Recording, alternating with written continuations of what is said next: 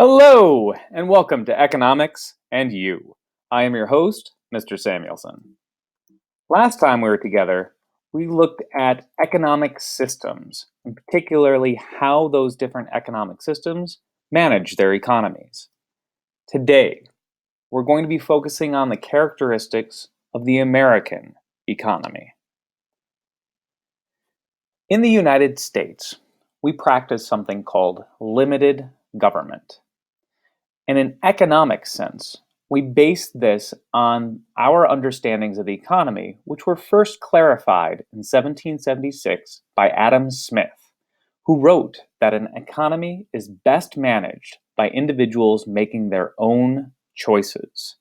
The idea here being that if a whole lot of people act in their own self-interest, it is the best possible economic result for all people within the economy.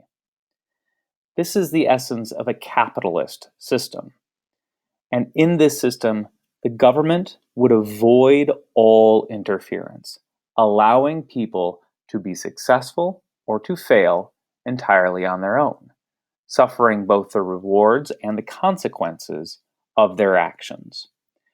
His ideas were a heavy influence on the founders of our country. And you will have noticed that in 1776, when Adam Smith published his Wealth of Nations book, which explained his theories on capitalism, that is the same year that our nation was born. So capitalism and America were born together. Now, in America, we have a free enterprise system, freedom of enterprise, in which individuals own and control all of the factors of production. That is, individuals own the land, the labor, and the capital that all come together to help our nation produce goods.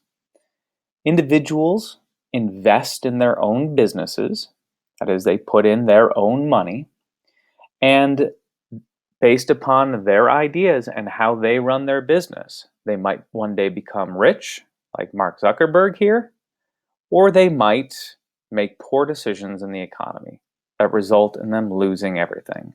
But within a free market system, both results are because of the choices that individuals made in their businesses. Freedom of choice is not just in what the producers of goods choose to make. It's all about how people choose to purchase the products and services that they choose to purchase.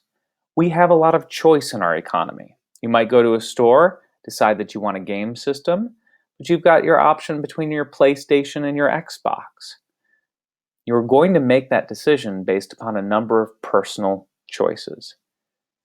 And buyers, that is you, will let the market know what to produce through our choices.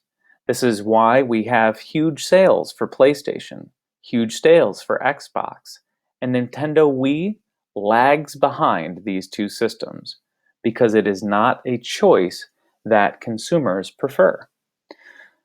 Sellers also set prices on their goods. Sometimes the government can interfere with those prices. We see this with rent control apartments in some urban areas. That is interference in a free market, and it will steer people toward a choice that they might not have otherwise made. We also do this with gasoline taxes, which raises the price of gasoline, and it might result in you choosing a Ford Focus rather than an Expedition. These are interferences in our choices based upon government action, because our government tries to steer us toward certain choices in certain instances. Now, businesses themselves operate under a profit incentive, with the goal of each investor in a business being to earn profit. You start a business or you give money to a business as an investor in order to make money yourself. Profit is the money that's left over after all the expenses of a company have been paid. So once you have paid for all of your land, and labor, once you've paid for all of your capital, whatever money you have after you have sold your product, those are your profits. And businesses want to have large profits. If a business does not have profits, then they must change their model or go out of business. Now, in the economy, competition is something that we desire, particularly in a market economy. We want businesses to compete for profits because this provides a lot of benefits to the buyers. When competition is strong and consumers have a lot of choices between like products, those companies have to compete to get the customers to buy their product. They do this by increasing the quality of their goods while decreasing the price of their goods.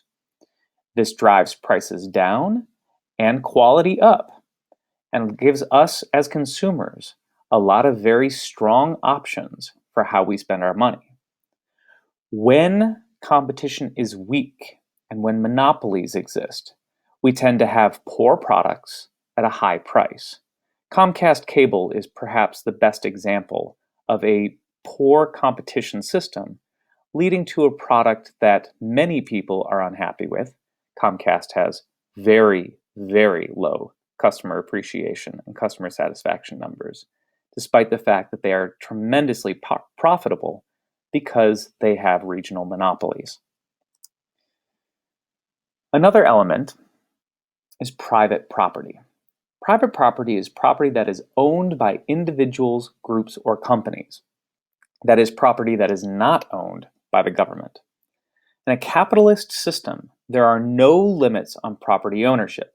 You can own as much property as you can afford. And the right to own this property is one of the most important rights of Americans. Very early on, the founders of this country identified the right of property ownership as key to running an effective country. Well, that's all for today. Next time we're together, we'll look at the goals of a nation from an economic standpoint and how the goals of free enterprise align with those other national goals. Thank you for joining me today. I hope you enjoyed this lesson, and farewell.